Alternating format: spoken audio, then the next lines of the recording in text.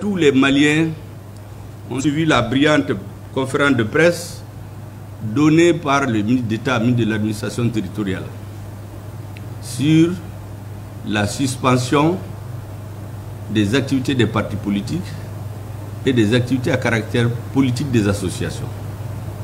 Il y a une sorte de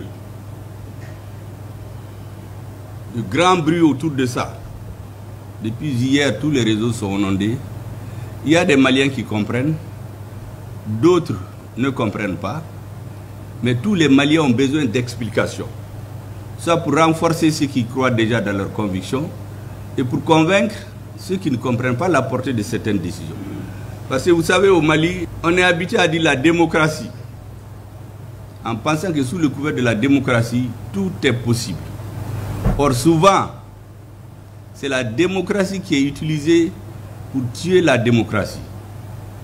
Et c'est pour cela que le gouvernement redouble forcément de vigilance.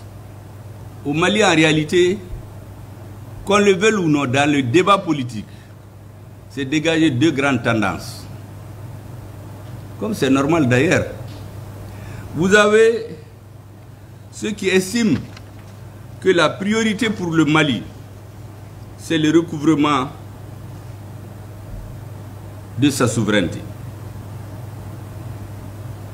Il fallait donc renforcer la sécurité, renforcer les réformes et que le recouvrement de la souveraineté devienne un processus irréversible. Ça, c'est d'un côté. De l'autre côté, vous avez une partie des acteurs qui demandaient à corps et à cri de faire tout de suite des élections.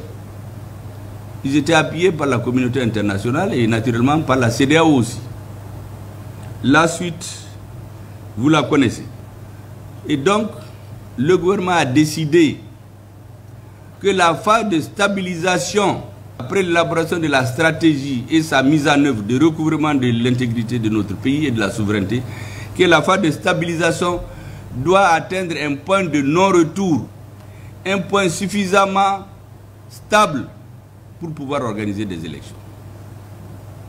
Dès que le Mali a recouvré l'intégrité de son territoire et sa souveraineté, le président de la transition immédiatement a tiré les conséquences d'ordre politique, d'ordre historique et d'ordre stratégique, qui consiste à dire qu'il ne suffit pas de conquérir par la force des territoires.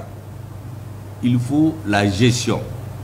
Le président a mis en place le comité de dialogue intermalien.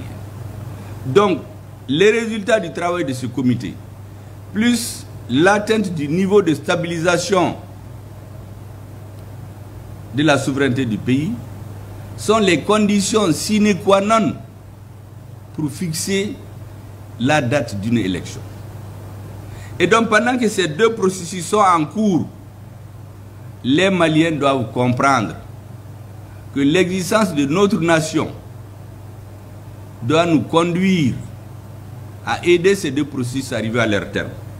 Ceux qui sont décidés à faire en sorte que le processus de recouvrement de la souveraineté du Mali arrive à un point de non-retour avant d'arriver à quoi que ce soit, que le dialogue intermalien dépose ses conclusions auprès du chef de l'État, parce que c'est une sorte d'assise bis, et que c'est la combinaison de ces deux solutions qui permettront au gouvernement de décider quand est-ce qu'il doit aller aux élections. Ça, c'est une partie des Maliens. Mais il y a d'autres qui, dès le départ, ont dit faisons des élections. Le recouvrement de la souveraineté, ce n'était pas leur problème. On a recouvré la souveraineté. Maintenant, ils disent qu'il faut aller aux élections. Imaginez-vous les soldats qui sont en train de se battre sur le terrain. S'il y a des remous politiques pour les démobiliser. On a vécu ça au Mali. La réalité, c'est que nous tirons les leçons de l'histoire récente de notre pays. En 2012, vous vous rappelez très bien, pendant que les soldats mouraient sur le terrain, il y avait des activités politiques, des meetings pour dire aux soldats de décrocher, de ne pas se battre. Et ça contribue à la démoralisation de nos militaires. Ça, ce n'est un secret pour personne. Des manifestations dans les villes, pendant que d'autres se tuaient. Deuxièmement, aujourd'hui, nous savons qu'il y a une stratégie d'encerclement des pays de l'AES. Tout ce qui se fait contre nous, on le sait, on analyse. Donc dans notre pays, aussi longtemps que nous n'avons pas atteint un niveau de stabilisation aussi forte, le processus de recouvrement de l'intégrité de nos territoires, de la souveraineté, n'a pas atteint le point de non-retour. Et il y a des ennemis du Mali qui comptent sur ça.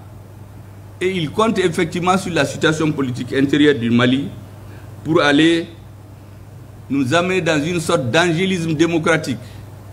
Au nom de la démocratie, on peut s'organiser, demander aux soldats de décrocher, demander de faire des élections pour amener un président faible sur lequel il va avoir les pressions. Or, l'équipe actuelle qui est là travaille dans l'intérêt de la majorité des Maliens. Le Conseil islamique du Mali, par la voix de son premier vice-président et le